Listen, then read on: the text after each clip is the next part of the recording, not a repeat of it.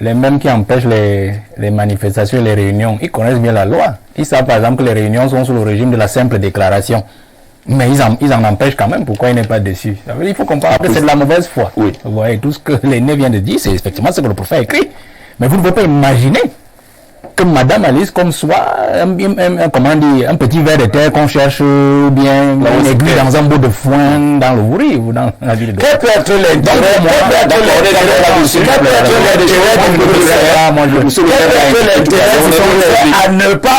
à ne pas trouver Alice comme ça? Là où on sait, parce que moi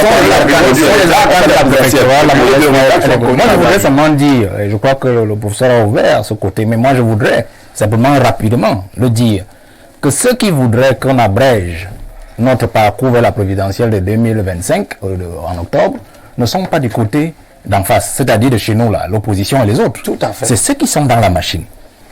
Et que on ne cherche pas à penser que ce que le MINAT est en train de faire actuellement sur le REDAD, le RAMDAM, sur les associations, c'est parce qu'il aime tellement le pays, il n'aime pas le blanchiment d'argent, il n'aime pas les détournements, ainsi de suite. Non. Le complot est de chez eux. Le complot est de chez eux à l'intérieur. Parce qu'ils savent que il y a encore candidat en 2025. C'est toute chance perdue pour eux d'aller à la présidentielle ou d'avoir l'un d'entre eux à sa place. Parce que s'il remplit les 7 ans, ça veut dire qu'il mourra forcément au pouvoir. S'il remplit et que nous autres d'en face, nous n'arrivions pas à convaincre le complot, c'est dans l'intérieur. Donc il faut pousser le président à sortir. Je vous donne 2 indices. Je sors rapidement. Je vous donne 2 indices. Je vous donne 2 indices. Voilà la loi de finances qui est arrivée. Oui.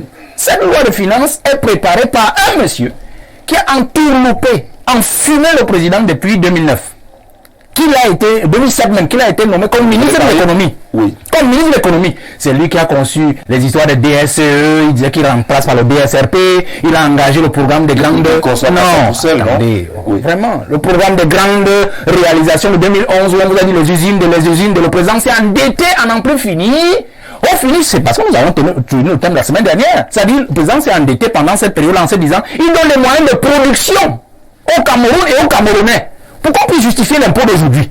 Parce que si on avait créé tout ce que le monsieur avait proposé, dans le DCE et tout ce que Vision 2020, 2030, Émergent 2035, le président voulant vraiment partir en laissant un héritage, il va en fumer. Et c'est lui qui a traîné. Regardez très bien comment il a traîné. Du Minepat, on lui a dit, va au minimum à la primature, comme secrétaire général des services du Premier ministre. Vous coordonnez dans votre DSE là pour qu'il soit vraiment appliqué. Résultat, il a dit, il revenait encore au Minepat. Il a fait au Minepat, il a amené son ami. Il est maintenant au Minfi avec un autre de ses amis et il a bloqué le Minepat. Vraiment, je vous ai dit l'histoire. Non, je suis dans le thème et je sors rapidement pour dire que c'est là tout le complot. Ils savent qu'ils ne peuvent plus rien du tout aujourd'hui faire pour le Cameroun. Il faut absolument qu'ils éjectent celui qui les nomme depuis parce que s'il reste là, ce n'est pas bon pour leurs affaires. Et nous, maintenant, la jeunesse, nous tenons à ça que cela n'arrive jamais. Nous devons aller aux élections. Lorsqu'on interroge l'opposition qui serait prête en 2025, la question devrait être posée à l'intérieur du parti et que ce qui se passe aujourd'hui, c'est un complot à l'intérieur pour que les choses ne se passent pas telles que le président de la République, lui, le pense. Les choses ne me semblent pas aussi simples. Si vous avez bien écouté ce que je vous ai dit tout à l'heure, je vous ai dit donc qu'il y a des démarches qui se mettent en place, qui ont des liens avec des dynamiques associatives et des dynamiques politiques. Et je vous ai dit que les complices des associations ne sont pas nécessairement seulement là où vous croyez. Et on voit comment on construit un climat chrysogène. C'est une construction pour mettre dans la tête des Camerounais que 2025 sera une dynamique conflictuelle. Et ça va à l'encontre d'une partie de la logique d'opposition qui, elle veut obtenir un changement par des voies institutionnelles. Mais il y a une autre opposition qui ne veut même pas attendre les élections de 2025. Et qui a même des ramifications dans des milieux qui ne sont pas très éloignés du pouvoir. Alors, poser la question telle qu'on l'a posée, présidentielle 2025, l'opposition est-elle prête? Nous parlons du président l'indicatif parce qu'on estime que l'élection c'est demain. À cette question, vous répondez comment? Est-elle prête, l'opposition? Il n'y a pas une réponse en bloc. D'abord parce que l'opposition n'est pas un monolithe. L'opposition est constituée par différentes mouvances. Ces différentes mouvances sont en train de se mettre en place et on voit qu'elles n'ont pas les mêmes orientations. Il y a une mouvance qui pense pouvoir forger une synthèse politique pour proposer une rechange. Il y a une autre mouvance qui joue en fait sur une ressource qui n'a pas grand-chose à voir avec la démocratie, qui est plutôt le providentialisme charismatique, même s'il faut savoir, même si c'est un vrai charisme, qu'on va se mettre derrière un homme, c'est celui que Dieu nous a envoyé et qui va faire qu'il y ait l'alternance au Cameroun. Il y a entre les deux une troisième mouvance qui existe, qui ne s'appuie pas sur le providentialisme charismatique, qui elle aussi tente, comme la première mouvance dont j'ai parlé, celle à laquelle appartient M. Diamène, de chercher une espèce de consensus idéologique au sein des milieux d'opposition pour pouvoir obtenir l'alternance, mais qui n'a pas la même démarche. Parce qu'elle a une démarche aussi où elle introduit des aspects qui ne sont pas liés à la construction d'idées, d'idéaux ou de valeurs, mais des solutions en termes de choix de telle ou telle personne. C'est la position que M. Elimbi Lobé, par exemple, exprime. Donc, maintenant, on va voir, en fonction de la manière dont, en face, ce qu'on appelle la majorité va se déployer, comment ces différentes mouvances d'opposition vont également se positionner. Est-ce qu'elles seront capables de dépasser leurs divergences pour essayer de construire un front, ou alors est-ce qu'elles assument l'hypothèse d'aller à la compétition de manière dispersée? Mais ce qui est clair, pour terminer, c'est qu'elles n'iront pas unifiées. Parce que la mouvance providentialiste tient ferme sur son Messie. Sans lui, il n'y a aucune solution. Vous donnez un nom à ce Messie? Le Messie, c'est le leader du MRC. D'accord, mais lorsqu'on vous écoute, on a l'impression qu'on est encore dans les phases de pré-réflexion, de réflexion. En termes de timing, est-ce qu'à la fin, cette opposition ne sera pas surprise que les délais soient déjà là? Non, elle sera pas surprise. Par contre, elle va faire face, parce que ces démarches-là ont commencé relativement tard, à un problème de consolidation des positions. Maintenant, si elle a un certain savoir-faire, peut-être qu'elle va rattraper une partie de son retard. Deuxième chose, les différentes mouvances ont des problèmes de logistique. Parce qu'il faut également déployer des moyens pour pouvoir bouger le groupe qui est en face. Et ça, ce n'est pas aussi facile qu'on pense. Alors, Célestin Diamène, vous êtes justement de l'ATP. Vous revendiquez déjà avoir combien de partis? Une quinzaine? Alors, il y a eu des défections. Des défections, non, on s'attendrait à ce que vous passiez déjà à 25 ou 30. Mais si on est encore aux défections, ça complique votre démarche. Dans la société des hommes, il y a des émotions, il y a des calculs, il y a des combines que vous ne maîtrisez pas toujours forcément. Quand vous prenez le cas des déserteurs comme l'Nkungondo, qui était avec nous, qui a signé le manifeste, qui est un document central de l'ATP, l'Alliance pour une transition pacifique. D'où vient-il que, revenu de Pretoria, avec Akerimuna, il va à la télévision pour annoncer que Univers investit à Akerimuna? D'où vient-il? Si M. Nkungondo avait des ressentiments par rapport au fonctionnement de l'ATP, il aurait pu, puisque nous faisions partie de la maison commune, nous en faire grief, faire valoir ses sentiments, quelle que soit la nature. Il ne l'a pas fait. Alors, qu'ont-ils été négociés à Pretoria? Je n'en sais rien. Je rappelle qu'il n'y a pas eu que Nkungondo avec le bâtonnier à Akerimuna. Il y avait dans la besace aussi Agbombala. C'est une information que je vous fais. Michel Ndoki, mon ami. Et aussi, par ailleurs, Balegelnkot. Comme par hasard, c'est l'UPC Balegelnkot et Univers qui, de retour d'Afrique du Sud, investissent pour des raisons qui leur sont propres. Et ils ont eu de meilleurs arguments là-bas. Peut-être Ça, c'est meilleurs arguments que vous à la télé. Ça, c'est le problème. Moi, je sais, en tant qu'homme politique, la politique, c'est un acte d'engagement. On s'engage avec ses tripes, avec son corps, avec son esprit. Quand je signe, ma signature m'engage. Monsieur Nkoumvando a signé le document du manifeste de l'ATP, qui est la boussole de l'ATP. Parce que contrairement au messianisme, au providentialisme évoqué tout à l'heure par le professeur Onangini, nous ne croyons pas. Mais un seul départ, un désistement. Non, j'y arrive. Nous pensons que quand on parle d'alliance ou de coalition, on se réunit d'abord autour d'une table, on évoque les idées programmatiques. Vous allez battre campagne sur quoi? Sur des flonflons venus des nuages ou de Jupiter? C'est bien sûr des idées. Il faut un programme politique. Et si par bonheur, il y a un gouvernement où les Camerounais vous accordent leur suffrage, il va bien falloir gouverner, mais sur la base de quoi? Il fallait un texte, une vision. Nous l'avons gravé dans le manifeste. Je rappelle qu'au mois de juillet, il y a eu une conférence en Kolongo, ici à Yaoundé, où on a présenté à la presse ce document, le manifeste, que j'ai oublié de vous rapporter sur le plateau. Monsieur Nkoumvando a signé. Il s'est retiré de manière mystérieuse. Balaguer pareil.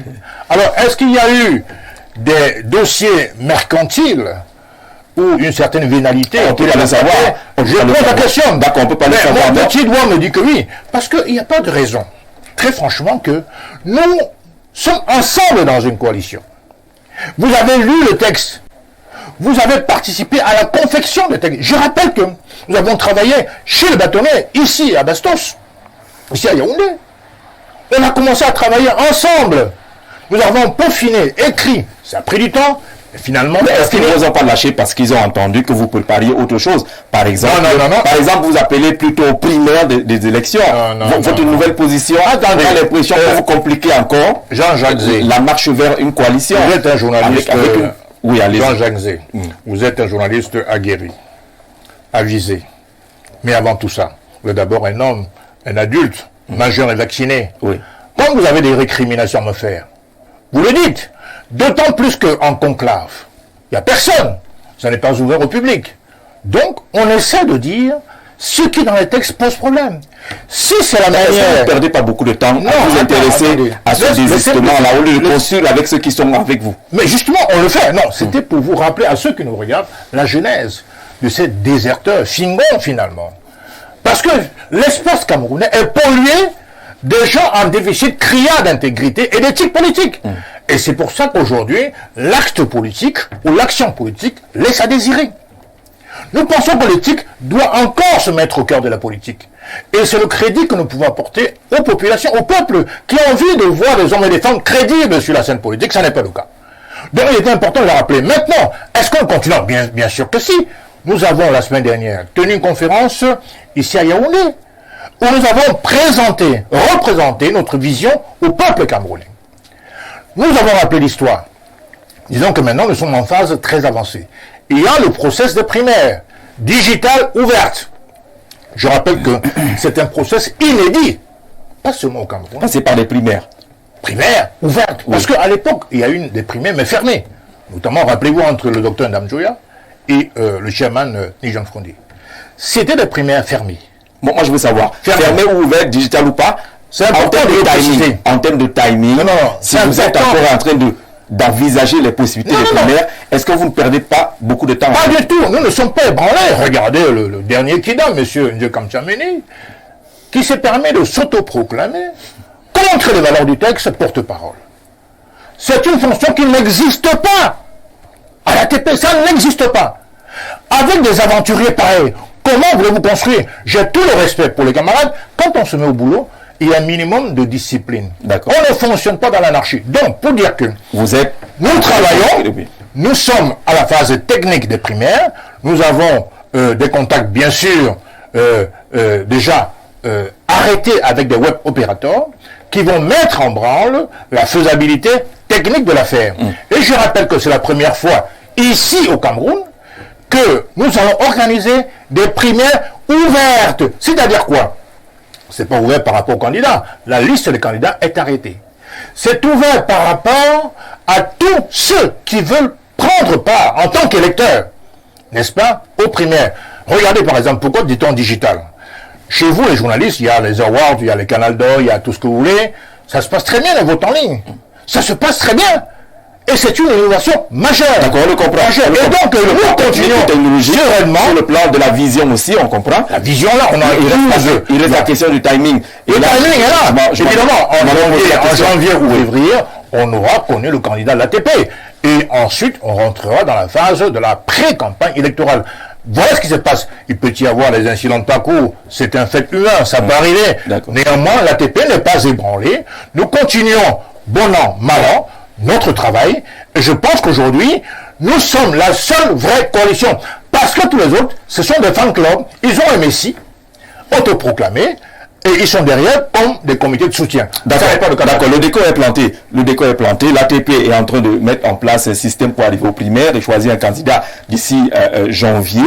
En termes de timing, lorsqu'on va vers une présidentielle, si elle se tient effectivement au mois d'octobre, il va rester beaucoup de temps parce qu'il y a le temps pour la convocation du corps électoral, pour le dépôt des candidatures. On a l'impression que ça se resserre et d'où notre préoccupation avec ce calendrier, avec ces exigences et qu'on en soit encore à combattre telle coalition n'est pas crédible à un messie et nous on est les meilleurs. Tout ce décor-là ne facilite pas la marche d'une opposition solide vers les élections. L'opposition n'est pas prête. Elle doit s'apprêter. Et pour s'apprêter, elle doit faire un certain ménage en son propre sein. Il ne faut pas attendre que lorsque quelqu'un vous quitte pour trouver qu'il est un traître.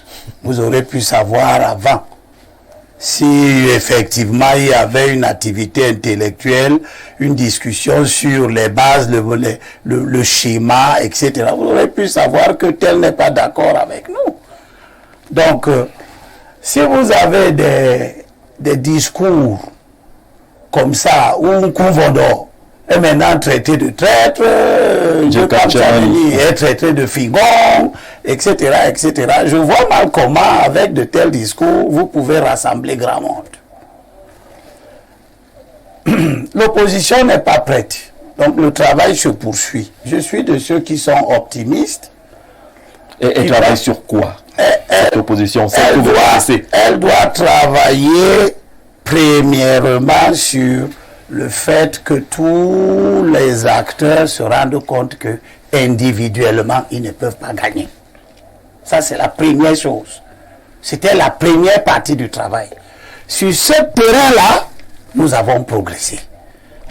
Tous ceux qui parlent aujourd'hui, même si j'ai eu des milliers de discussions avec lui sur la nécessité d'une coalition. Il n'y avait pas plus opposé à l'idée de coalition que lui.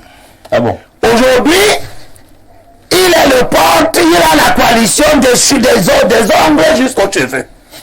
C'est bien, il a évolué. Il a évolué. Il a évolué. Oui. Et là où il est, je crois qu'il évoluera encore. Parce que la coalition doit aussi se constituer sur des bases objectives. Là, il y a encore un grand travail à faire. Chacun pense encore qu'il peut être, c'est lui, la coalition doit se faire autour de lui. Olivier Billet est devenu le porte-parole, je ne sais pas, le centre d'une coalition.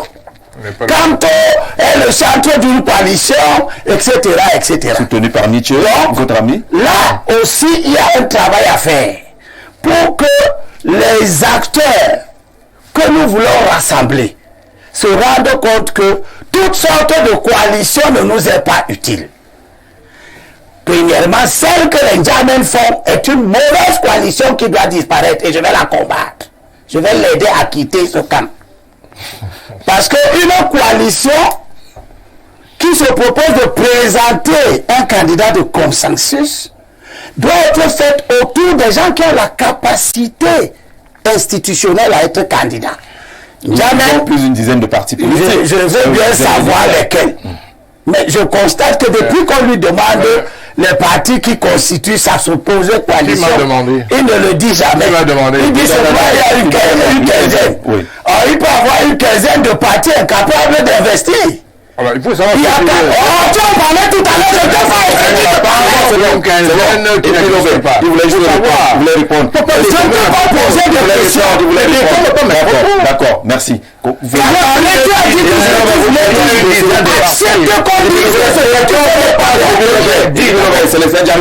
Ne nous amenez pas à prendre le public. Non, il ne faut pas qu'il réforme ce que j'ai. D'accord.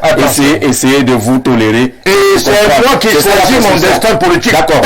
Merci. Élie avait parlé de la lecture. Choisis ton destin. Personne ne choisit ton destin. Sauf que les choix impactent sur le destin. Laissez ses choix. Faites vos choix, vous. C'est moi qui parlais. Défendez vos choix.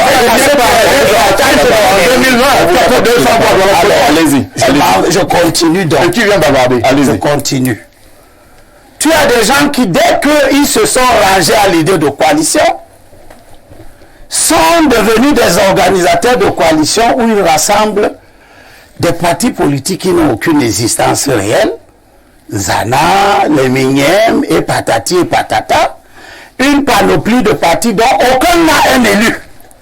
Une panoplie de partis qui n'ont jamais été à une élection. Et alors? Il peut vous dire la force du nombre aussi. Ce type de coalition ne peut être voué qu'à l'échec. Pour la raison fort simple. C'est que personne ne peut accepter que ce type de coalition produise un candidat. Si N'Djamène est candidat, son propre parti ne peut pas l'investir. Cela veut dire que si on dit que c'est N'Djamène le candidat, il faut qu'on lui trouve un parti qui va l'investir. Alors on se rend compte qu'on n'a pas évolué. Autant de choses à l'heure qu'on avait évolué. Non, mais je vous ai dit que sur la question de la pertinence des coalitions, la manière de les construire, il y a encore du travail à faire. Et nous sommes en train de faire ce travail. Et nous y arrivons sur le timing. Vous êtes en train de... Ne soyez pas plus pressés que nous sommes à 10 mois. Oui, 10 mois. Nous sommes même à 11 mois. Décembre n'est pas encore fini. À janvier, on sera à 10 mois. Mais même à 10 mois, vous n'êtes pas très certain que cette élection aura lieu compte tenu des forces. En tout cas, elle est censée avoir lieu. Voilà. Donc je reviens maintenant sur l'essentiel. Je reviens sur l'essentiel. La coalition doit se constituer autour des gens qui ont premièrement la capacité à remplir les conditions légales de candidature. À quoi me sert de me coaliser avec M. Maurice Kamto si M. Maurice Kamto ne peut pas être un candidat au sens légal? À quoi ça sert? Il peut l'être. Non, je ne vais pas demander. C'est moi qui vous parle. Il peut l'être radicalement, il peut l'être. On sait qu'il peut également l'être parce qu'il y a une autre procédure qui permet qu'il soit candidat. S'il te plaît. Oui. Nous tous, nous sommes de vieux acteurs. Et ce serait faire injure à notre bon sens que de nous dire que des choses sont possibles alors que nous savons qu'elles ne sont pas possibles. Deux choses. Est-ce qu'Akelimou peut être candidat? Deux choses. Est-ce qu'Akelimou peut être candidat? Deux choses, je réponds. Deux choses. Est-ce qu'il peut être candidat? Je vais répondre à votre truc. Répondez pour qu'on avance. Est-ce qu'Akelimou lui peut être candidat? Monsieur Kamto est un chef de parti. Oui. Son propre parti ne peut pas l'investir. On est d'accord là-dessus. Ce qui constitue un handicap majeur. Mais il peut être investi par un autre parti. C'est ça le handicap. C'est ça le handicap. Que vaut un chef de parti qui va être investi par un autre parti et qui le sera parce que lui ne peut pas l'être et qui ne peut pas l'être à cause de ses fautes politiques. Est-ce que je suis en train de montrer, dans votre esprit, il y a des gens qui sont bannis de la candidature ou de l'impossibilité de se rallier derrière? Ta question est d'une pertinence inouïe. Je viens de faire une émission mercredi sur la légitimité des ambitions. Et là-dedans, il y avait le porte-parole du PCRN, enfin, de M. Kabalibi, et le secrétaire général adjoint du MRC, qui a fait, lui, le secrétaire général adjoint du MRC, la démonstration que toutes les ambitions n'étaient pas légitimes. D'accord. Et en particulier, il a fondé sa perception de la légitimité sur la conformité déjà à la loi, à la légalité. Il y a des gens qui se disent candidats aujourd'hui, qui au sens du code électoral, nous savons qu'ils ne peuvent pas l'être. Ils font beaucoup de bruit. Je vous cite quelques-uns. Moi, je ne suis pas de nature à ne pas citer. Olivier Millet peut être candidat? Il peut être investi par un parti politique. Ah, donc il a un parti, mais il va aller chercher. Il peut l'être. Une gens qui parle ici ne peut pas être investi. Il va aussi aller chercher. Donc vous faites une coalition d'un groupe d'individus qui passent tout le temps à aller chercher.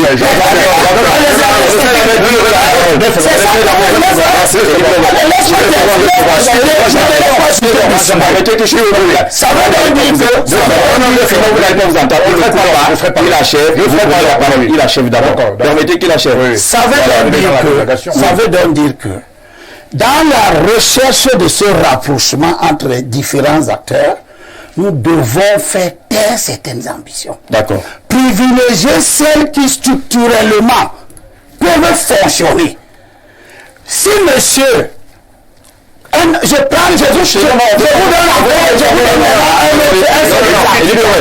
donne Gardez l'exemple le prochain tour de parole. Monsieur Kabla Libi, permettez-nous de vous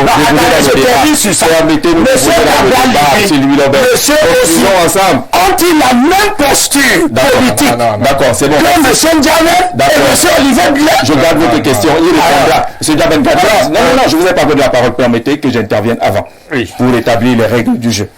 Nous ne sommes pas en train de faire un clash entre Libye Lobé et Célestin Djamène, sinon on manque de respect à nos téléspectateurs.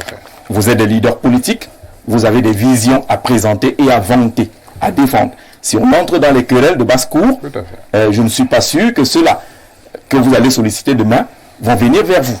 Donc je ne vous donne pas la parole maintenant, mais vous gardez la question. Non, je veux faire l'arbitrage, s'il vous plaît. Là maintenant, c'est moi qui fais l'arbitrage. C'est moi qui fais l'arbitrage. Il parle avant vous et vous revenez plus calmement. Parce que si je vous laisse répondre directement à Libye Lobé, ça ne va pas bien se passer. Alors, Valère Bessala, sur cette question de timing, et vous écoutez les uns et les autres qui ont des options et des visions, est-ce qu'en termes de timing, on va avoir une opposition prête ou un candidat sorti de l'opposition qui sera prêt? Je crois que le professeur vous a dit, c'est une vérité. L'opposition n'est pas un monolithe. C'est-à-dire qu'il n'est pas un seul élément qu'on peut considérer comme un bloc homogène. Non, vos deux questions, moi je les résume. L'opposition sera prête. Elle n'est peut-être pas encore prête. Je crois que ce que vous appelez crash sur le plateau vous en dit long déjà. C'est-à-dire qu'il y a déjà un travail qui est fait. Parce que s'il n'y avait pas déjà un travail qui était fait, il n'y aurait pas de mésentente. Parce que c'est parce qu'il y a déjà un travail, mais on ne s'entend pas toujours sur les approches. C'est pour ça qu'il y a ce que vous appelez clash. Moi, je voudrais d'abord vous dire que je félicite René N'Djamène pour le choix de la logique de coalition qu'il a fait. Parce que je n'aime pas toujours revenir sur ces genres de choses-là. Moi, j'ai pris du recul par rapport à leur approche là. Il connaît les raisons. C'est pas le lieu ici de venir nous tirailler. C'est pas important. Pour l'aîné Limbi, je crois que, et d'ailleurs aussi l'aîné N'Djamène, je crois que les premiers mouvements, les ressentis ou les soubresauts d'unification de l'opposition, c'est nous trois. Vous avez invité, mais je crois que c'est peut-être Dieu qui vous a inspiré. C'était à la télévision qui est à côté de vous, là, à 1 kilomètre. On sortait justement d'une émission. Et puis on a émis l'idée, on a dit, bon, il faut qu'on fasse quelque chose. C'était en 2022. C'était en mars 2022, moi je ne peux pas oublier le mois. Alors l'aîné, Limbi m'a dit, la prochaine fois je t'apporte mon document sur Kautal. Il m'a apporté le document, je l'ai récupéré. Bon, il y a un autre qui l'a pris, bon, c'est pas un problème, mais je l'avais quand même fait photocopie. On s'est mis en lien, on a commencé à travailler sur un projet. Tu connais, Opposition Unie et Solidaire. On a travaillé, c'est après que les aînés Bilé et les autres sont arrivés, les Ndjokam sont venus de Douala, on a organisé une réunion ensemble à Yéné, là-bas, chez l'aîné à Sigana, vous vous en souvenez, et puis c'est parti. Bon, le reste de l'histoire, ça va créer des problèmes, je n'en parle plus. On comprend. Nous sommes restés, moi je suis resté dans la logique de base. Opposition Unie et Solidaire, puisque nous avons travaillé d'arrache-pied, voilà l'aîné qui est là, sur les fondamentaux de cette affaire-là. C'est un gros document de près de 120 pages. Bon, quand ils ont commencé leur affaire, moi j'ai dit, pour moi, je reste sur la logique de base. Quand vous aurez terminé là-bas, si c'est bon chez vous, je viendrai, il n'y a pas de souci. Si vous échouez, vous reviendrez à la case départ et on va continuer. C'est pour ça que dans la logique Opposition Unie et Solidaire, on a l'aîné Sambaka, en fait, que nous avons placé au-dessus. Bon, il a quelques petits soucis de santé. Je crois qu'il était en Afrique du Sud. Pour conduire, pour coordonner. La logique d'opposition unique. Non, c'est pas le candidat. Pour coordonner l'affaire. Il est en Afrique du Sud, il a quelques soucis. Il va revenir. Et on s'est dit, le temps aussi pour ceux qui sont avec nous, parce qu'on est environ 35, déjà dans l'opposition unie et solidaire, de mûrir. Parce que vous savez, le véritable problème, pourquoi l'opposition n'est pas prête, c'est que, au-delà des conflits de génération que nous dénonçons tous les jours, nous la jeunesse, de manière globale, dans la gestion du pays, ça existe aussi dans l'opposition. Ça, c'est le premier problème. C'est-à-dire qu'il y a des aînés qui pensent qu'en fait, comme ils sont des grands baroudeurs de l'opposition depuis des années, qui, quelle que soit la personne qui vient après eux, ils doivent toujours prendre les devants. Vous comprenez? Donc ça fait que nous autres, bon, moi j'ai fait Ce n'est pas nouveau, on a connu dans des tentatives de coalition par le passé. Je vous donne donc ce premier problème, pour que ceux qui nous écoutent comprennent ce dont souffre l'opposition. Un problème d'ego. On a ce véritable problème. Je suis là depuis 90, depuis 2000, depuis 20 ans. Il faut, ce n'est pas moi. Bon, ils ne disent pas ça comme ça, mais vous le savez à travers leur façon d'agir. Vous voyez? Et de deux, c'est que, bon, vous arrivez hier, bon, si on va vous soutenir, ça c'est la deuxième chose. C'est-à-dire, quand vous approchez un aîné, parfois vous l'écrivez. Il lit bien, puisque le WhatsApp ne ment jamais, excusez-moi le terme. Quand on a lu, on sait qu'on a lu. Mais il ne vous répond jamais. Il ne vous répond pas. Mais il viendra peut-être un autre jour, envoyez-moi les documents, il finit de les lire. Après, un lendemain, il vous appelle pour dire, je viens de créer autre chose. Et vous sentez qu'en fait, il est dans une copie conforme de ce que vous lui avez envoyé, un travail collectif, pour en faire autre chose, où il prendra les devants. Donc il y a cette manque d'honnêteté qui se trouve dans l'opposition. Et maintenant, il y a d'autres, et ça c'est le pouvoir en place qui joue. Donc vous citez l'ego, le manque d'honnêteté. Et là maintenant, il y a l'influence, il y a les influences extérieures, notamment le pouvoir. Vous savez, je suis du système. Moi, j'ai toujours l'habitude de le dire. Je travaille au système, je suis dans le système. J'observe les aînés, beaucoup, c'est pas tous. Vous allez vous rendre compte que dans l'opposition, il y en a qui sont là. On leur a promis deux ou trois choses. Parce que le pouvoir le fait. Le pouvoir, il vous appelle par personne interposée, on vous reçoit, bon, d'autres entrent à gauche et à droite. On dit, bon, le prochain mouvement, gouvernement, vous serez là. Donc, calmez-vous, allez doucement. Alors, il va vous gérer là. Vous pensez qu'il est avec vous, alors que c'est lui qui gère le temps parce qu'on lui a promis quelque chose, ça va arriver, et donc il n'est pas avec vous, voilà, il n'est pas avec vous, il est avec vous, ça devient très compliqué. Vous voyez?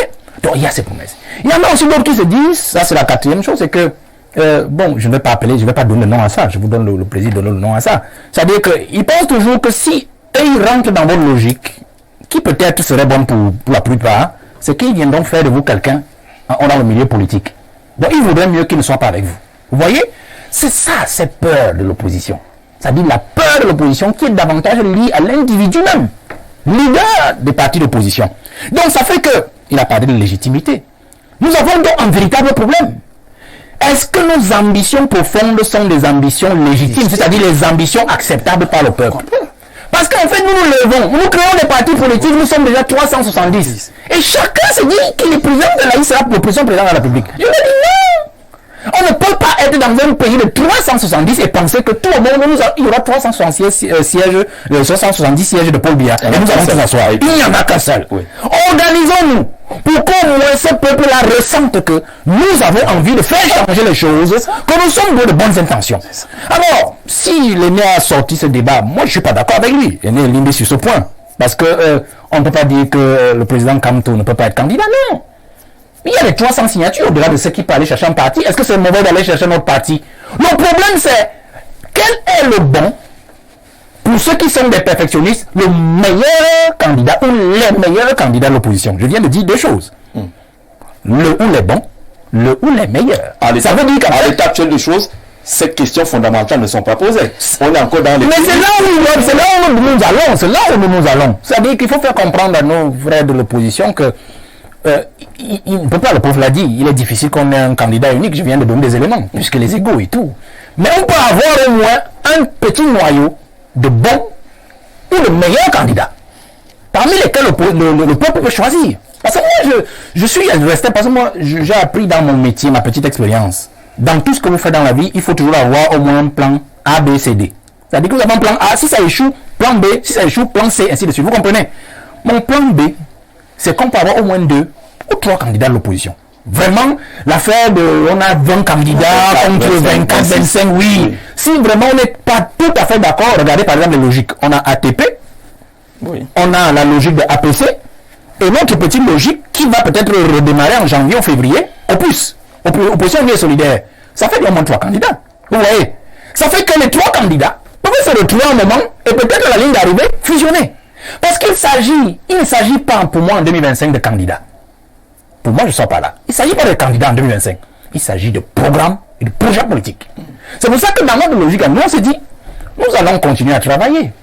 Et peut-être que le moment venu, si on trouve que le candidat de ATP, bon, il est peut-être celui qui a le plus de carrure, comme on dit, le plus de charisme, et peut-être qu'il pourrait capter davantage de légitimité, on peut le suivre, mais à condition que les programmes soient fusionnés. Vous comprenez? Parce que le peuple n'a pas besoin d'un providentiel, comme disait le professeur tout à l'heure là. Il a besoin d'un projet qui puisse lui montrer effectivement que la personne qui va le porter est une personne d'abord sincère, est une personne de bonne moralité, de bonne psychologie et qui a des outils qui est apte à pouvoir porter un projet de changement et de révolution pour ce pays. Parce que j'aime le dire, et dans le programme que nous sommes en train de préparer, par exemple, pour la jeunesse, que nous ne pouvons pas nous situer dans une logique de rupture de l'État ou de rupture de la société politique. Nous devons aller dans la continuité. Biya, il fait son désordre avec ses amis, les ministres, ses créatures. Mais celui qui viendra ne va pas dire tout ce qui s'est passé avant. Ça ne concerne pas, vous comprenez. Donc son projet politique, le projet politique du remplaçant de Paul Biya, doit être un projet dans la continuité, mais dans l'amélioration, le changement, la révolution. Parce qu'en fait, je prends l'objectif, 2035, émergence. Donc vous pensez que celui qui va venir va dire, mon émergence en 2050, ça nous avons perdu le temps. Non, il doit maintenir l'émergence en 2035 en se disant, comment on fait des bouchées doubles à travers mon projet politique pour l'atteindre et ne pas faire souffrir le peuple davantage. Jean-Baptiste Atomengue, vous buvez tout cela comme du petit lait lorsque vous voyez l'opposition qui ne réussit pas à construire ensemble, même si on accuse un peu vous qui êtes aux affaires d'injecter de temps en temps vos pions dans tout ce qui peut être comme organisation pour détruire et faire perdre du temps à l'opposition. Pourquoi boire du petit lait? Non, je crois que le Cameroun a besoin d'une concurrence politique. Et ensuite, les élections ne sont jamais les mêmes. La dernière élection présidentielle de 2018, notre candidat a gagné avec un score assez confortable. On ne peut pas dire qu'elle était si facile, l'élection. Et dans le contexte économique et social actuel, la prochaine ne sera pas non plus facile. Nous la préparons avec beaucoup de sérieux, mais nous savons que le contexte n'est pas évident parce que économiquement, la croissance est très atone, elle est très faible. Il y a des demandes sociales de partout, qui proviennent de partout. C'est bien de le reconnaître. Qui ne sont pas satisfaites convenablement. Mais nous cherchons à, comme ça a toujours été le cas, à proposer les meilleures solutions possibles et crédibles par rapport à ce que nos adversaires vont proposer. S'ils tombent d'accord sur un programme commun, je ne sais pas combien de candidats ils seront en face, mais les règles du jeu sont connues. On ne va pas changer le cours électoral. L'élection se fait en un tour. Un tour, oui. Voilà. Et ça depuis longtemps. Je pense qu'à partir de là, on s'attendait effectivement à une sorte de bipartisme de fait, parce que les règles du jeu doivent structurer les stratégies. Ne pas avoir une pléthore de partis politiques face... Voilà, donc en 2011, nous étions à 23 candidatures, ce qui paraissait étonnant. Et dans ce contexte-là, avec une élection en un tour, alors il y a des candidatures qui ont une fonction tribunicienne, ils ne viennent pas pour être président de la République, c'est vrai, mais on a assisté récemment à une élection aux États-Unis, il y a une possibilité d'avoir beaucoup de candidats, mais vous n'avez pas entendu parler de tous les autres candidats. On sait qu'il y a 2 candidats, les 2 principaux camps avec des programmes politiques précis. Bon. Donc ça fait un peu désordre, ça affaiblit même l'opposition. Je pense que stratégiquement, l'opposition n'arrive pas à s'apprêter être prête depuis longtemps. Ce n'est pas que par rapport à cette élection. Il ne nous reste pas 10 mois, il reste 7 mois pour la convocation. Et donc, les délais sont très courts. Et je pense que ça sera un peu difficile pour l'opposition, mais nous nous préparons sérieusement chez nous. Alors, il y a un deuxième problème qui est détectable. Ma petite expérience politique sur le terrain, effectivement, nous fait voir deux approches politiques en général. Vous avez une approche d'équipe. On a vu la réalisation des ambitions politiques récemment de l'opposition sénégalaise, la victoire de l'opposition sénégalaise. C'est une approche d'équipe qui permet que, en réalité, quel que soit celui qui est élu, l'équipe sait que c'est le programme et c'est l'équipe qui gouverne. Et ce programme d'équipe doit être au-dessus de tout. Donc des personnes, des considérations personnelles. Ce qui s'est passé avec le PASTEF. Alors la personnalisation du pouvoir est encore très forte dans notre opposition. Par contre, donc, peut-être qu'ils veulent calquer ce qu'ils considèrent comme personnalisation du pouvoir au RDPC, mais qui n'en est pas tellement une personnalisation. C'est mon interprétation. Et au RDPC, il y a une logique d'équipe, avec un débat interne qui est parfois ouvert. Nous sommes tous acteurs de ce débat interne, mais il faut savoir à chaque moment qu'on privilégie les intérêts de l'équipe pour savoir que, bon, ce n'est pas toujours le parfait chez nous non plus. Nous sommes au pouvoir depuis longtemps, mais l'opposition doit aller plus loin que nous. On vous accuse de jouer, d'avoir des pions, des espions au sein de cette opposition-là. Des gens qui peuvent revenir le lendemain vous distraire. C'est Valère Bessala qui le disait, qu'ils ont peut-être reçu quelque chose et ils sont utilisés pour que le lendemain on voit naître des groupes tels que le G-Temps et tout ça. Bon, ça c'est une politique de bas étage. Moi je pense que ceux qui jouent à ce jeu dans l'opposition c'est à eux la faute. Montrent même leur niveau de compétences politiques et d'ambition politique. Le problème de fond, c'est que nous avons affaire à des projets qui doivent améliorer la situation de vie des Camerounais, avoir une vision pour notre pays dans 20, 30 ou même déjà dans 10 ans. Nous allons revenir tout à l'heure sur le débat sur la CEMAC. Absolument. Donc c'est ça qui doit être privilégié. Mais si vous misez sur une approche charismatique, individuelle, personnalisée, je crois que c'est très difficile parce que à ce jeu, effectivement, même nos électeurs ne vont pas vous trouver crédible. On est d'accord que le calendrier se rétrécit, les indicateurs semblent être encore flous pour ceux qui sont l'opposition. Nous attendons le programme. Parce que c'est bien de faire un débat démocratique. La délibération doit se faire programme contre programme. D'accord. De façon précise. Et ce jeu ne nous arrange pas d'ailleurs. Le jeu de brouillage programmatique. Vous voulez un programme sur lequel vous allez fonder également vos arguments. Nous avons un débat. Nous, on ne change pas de programme, mais même s'il y a toujours des choses à refaire, en interne, on n'est pas tous d'accord sur toutes les orientations. Mais il y a un programme. Le candidat du RDPC soumettra un programme, une profession de foi. D'accord. Est-ce qu'on ne demande pas finalement beaucoup, professeur, à l'opposition, 360, 370 partis politiques, dont on ne connaît pas beaucoup les idéologies, rassembler tout cela, leur demander d'avoir une candidature peut-être unique, même si vous n'êtes pas très d'accord avec cette idée. Est-ce qu'on peut avoir 360 façons de gérer un pays? Le problème ne part-il pas de cette base où tout le monde est finalement, monsieur le président d'un parti politique quelque part? Peut-être, toujours est-il que la capacité de l'opposition à transformer la situation dépend aussi de sa manière de résoudre cette dispersion. Et pour le faire, il y a un travail. Il y a un travail qu'il convient de conduire. Il reste à savoir si l'opposition a jamais fait ce travail. Le travail qui consiste même d'abord à bien connaître la géographie des partis. Quand je parle de géographie des partis, il y a 360. Est-ce que vous êtes sûr que les 360 correspondent nécessairement à des mouvances d'opposition?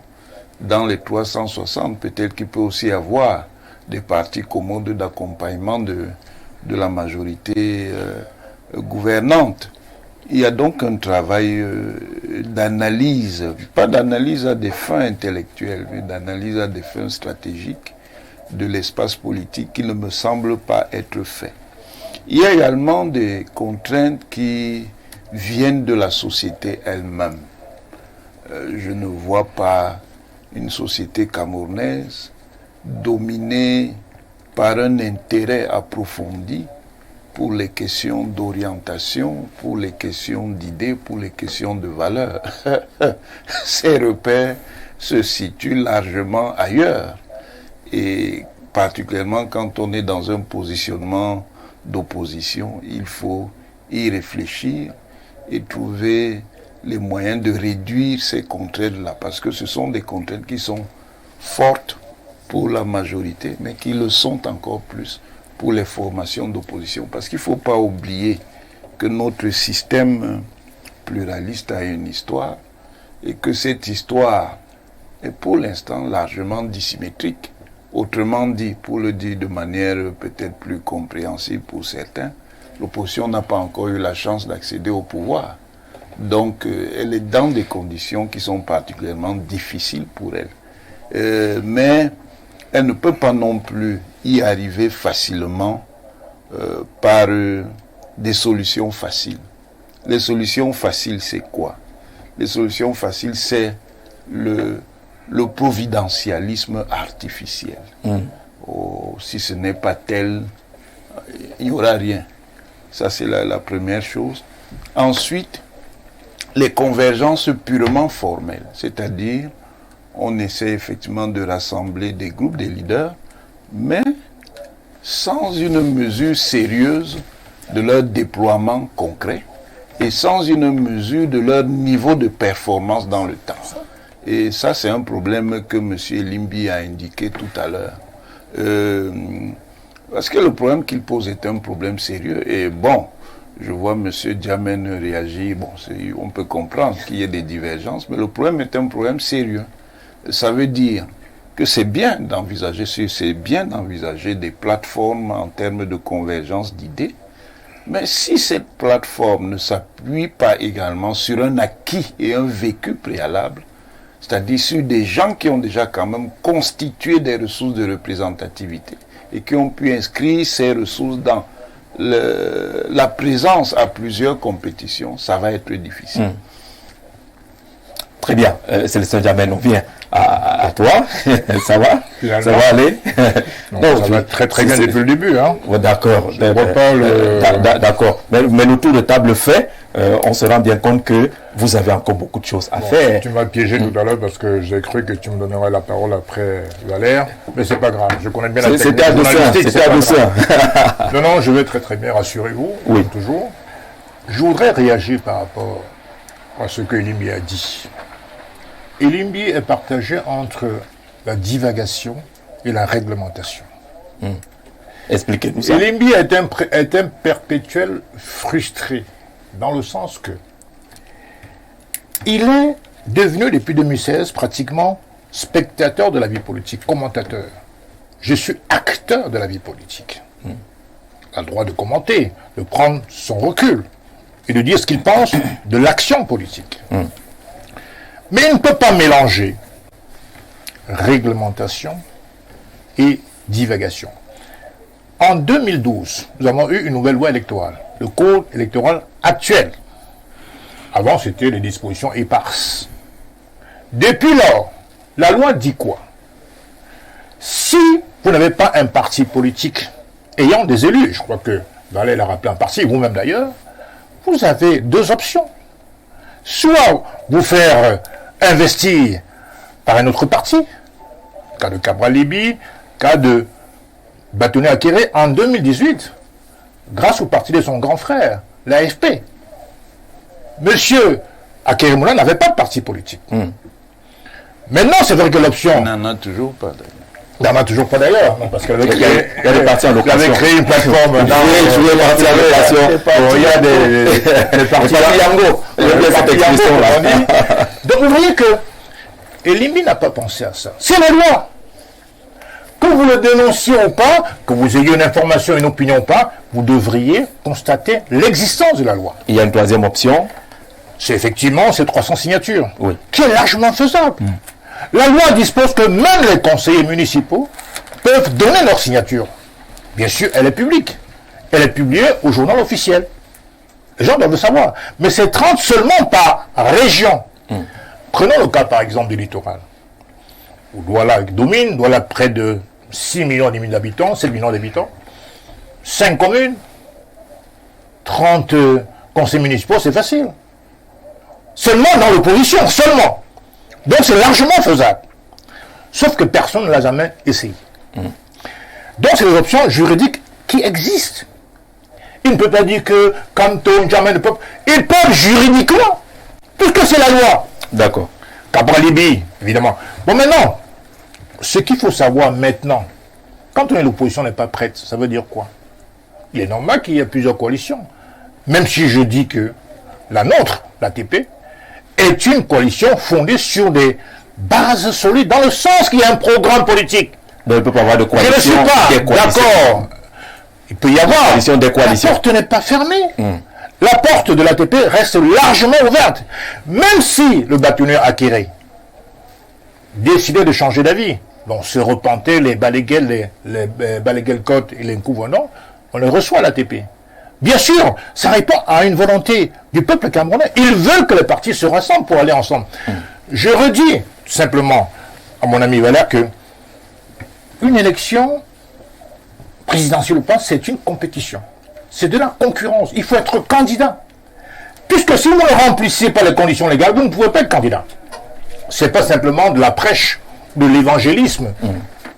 Une élection, c'est un combat démocratique. Et puis, arrêtons le débat sur le deuxième tour. Moi-même, je suis tombé dans ce panneau. Je disais que voilà, il fallait sacraliser les deux tours. Mais non! Aux États-Unis, qu'est-ce qui se passe? C'est un pays, quand même, en termes de démocratie représentative, c'est un pays phare. Et ils ont là-bas une élection majoritaire, uninominale à un tour. Et ça se passe plutôt très bien. C'est terminé. Je vais parler. Super. Alors, donc, il faut savoir qu'au Cameroun, il y a une crise de confiance et une crise de programme de financement de la démocratie.